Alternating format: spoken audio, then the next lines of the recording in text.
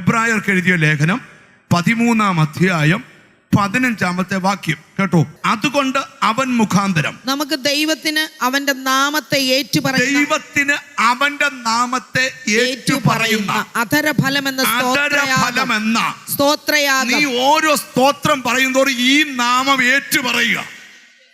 ഒരാമീൻ പറയണം എന്ന് പറഞ്ഞ പഞ്ചായത്തുകാർ കാൺകെ, നാട്ടുകാർ കാൺകെ, നീ സ്തോത്രം പറയുമ്പോൾ അർത്ഥം ഈ നാമം പരസ്യമായി ഏറ്റുപറയുക. അതുകൊണ്ട് സ്തോത്രത്തിന് ക്ഷാമം പാടില്ല.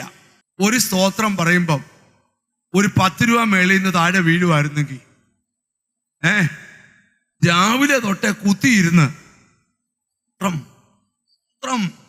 എന്റെ കർത്താവേ സ്തോത്രം എടാ ചൊവ്വേ ഇതിന്റെ വില അറിഞ്ഞ് വിളിച്ചാൽ ഇതിന്റെ മഹത്വം ഭയങ്കര. നീ ഇങ്ങനെ സ്തോത്രം പറഞ്ഞു ഒരു 10 കോടി രൂപ ഉണ്ടായി. പിറ്റേ മാസം ഒരു കാര്യം പറഞ്ഞു, അമ്മി 10 കോടി 80 ലക്ഷം രൂപയുടെ ഒരു അസുഖം കൂടെ കിട്ടിയെന്ന്. അവിടെ മിണ്ടുന്നില്ല.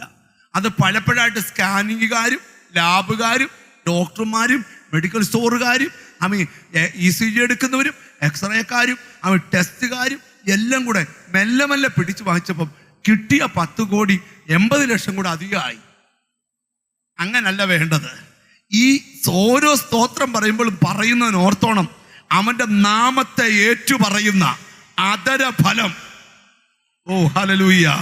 കണ്ടോ, നിന്റെ ലൈഫ് മുഴുവൻ രക്ഷിക്കപ്പെടുന്ന അന്ന് മുതൽ ഈ നാമവുമായിട്ട് ബന്ധപ്പെട്ട ഇന്ന് ധൈര്യത്തോടെ ഇവിടെ ഇറങ്ങണം. ഒരു സൈന്യം നിന്റെ നേരെ പാളയറിഞ്ഞാലും നീ പേടിക്കരുത്.